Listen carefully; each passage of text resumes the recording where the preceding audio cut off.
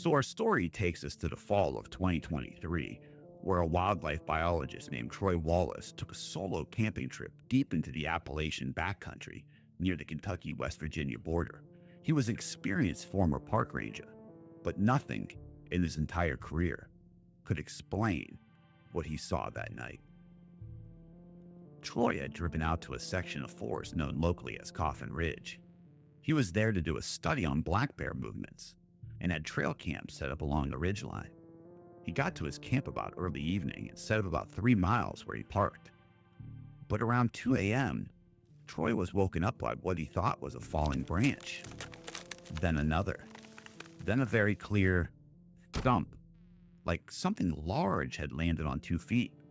He stayed in his tent, listening, too terrified to move. He later told authorities that's when he heard it. Shallow, deep breathing, right outside his tent like it was on top of him. He unzipped the tent just a couple inches, turned on his light, and looked out. And about 30 feet away, standing just inside the tree line, was something. It was tall, easily over 6 feet, broad shoulders, thick fur, arms long enough that hands hung past the knees.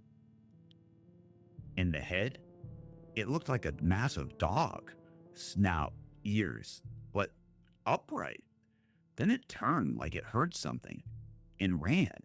But he said it wasn't running on all fours, but on 2 legs. Troy told reporters he sat in his tent until morning, clutching bear spray in a flare. The next day, he packed up early and checked his trail cams.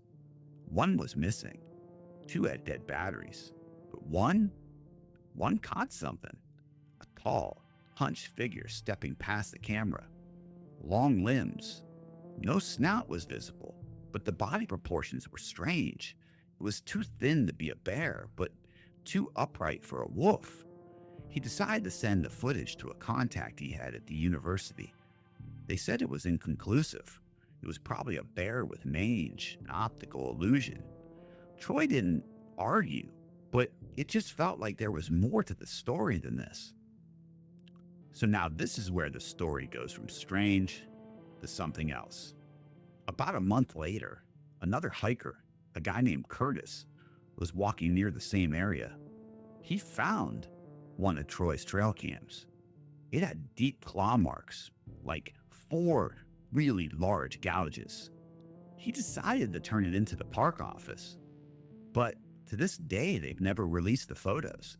And when questioned, they say there was nothing on his SD card. So it begs the question, was this just a sick bear? Maybe a wolf?